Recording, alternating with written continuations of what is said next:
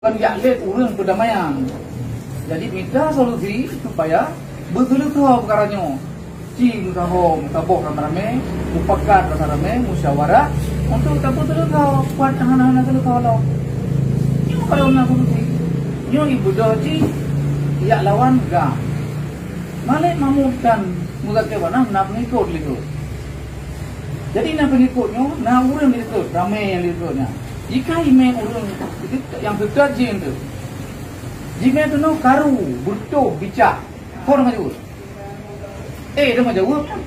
Pulang mulai berangkat pun tanya dengan corona apa nyan hana peng masyarakat aja, hana peng urang gam aja. Cuman tu kena soal tempung, kau pelindung, kau bipeng, kau bi makanan, padang mana peng ini ibinya? Pun apa pribadi? Tentena golf yang golf yang perintah, kali muka, mungkin dia yang tengah lagi. Kita nyawa yang aja, kita nyawa yang rendah. Nyawa balong aja ikut, siapa aja ikut. Aja terima untuk lain. Minta solusi baru, minta solusi lain untuk betul saja bukan cara. Nyawa baru bijak, baru cara umum. Kan dia pupak orang, tak minta perkara.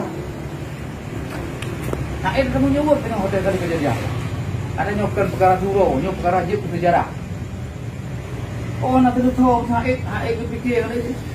Si fikir je naik. Bukan je orangnya putai kali fikir je tentang yang uyurnya. Putai tahu kali fikir je. Yang hayal tak je fikir. Beragak mana betul, beragak mana betul. Kalau belum tahu, dan kalau apa itu? Bukan sih. Kita kalau sih. Untuk tak betul-betul begot, berjeruk dan baik terjadi mupok-mupok nyokeh yang solusi balong. Jadi baik tak let urangnya, urang lain, olehnya saji yang betul kok. Betul.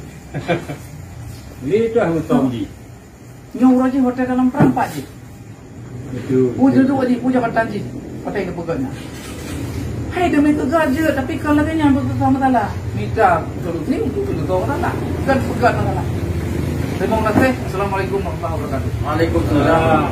Yang dengan penjelasan nek itu selaku Gam Adli, mantan komandan operasi wilayah Berlak. Aceh. Wilayah Aceh. Mantan komandan operasi wilayah Aceh. Ayo.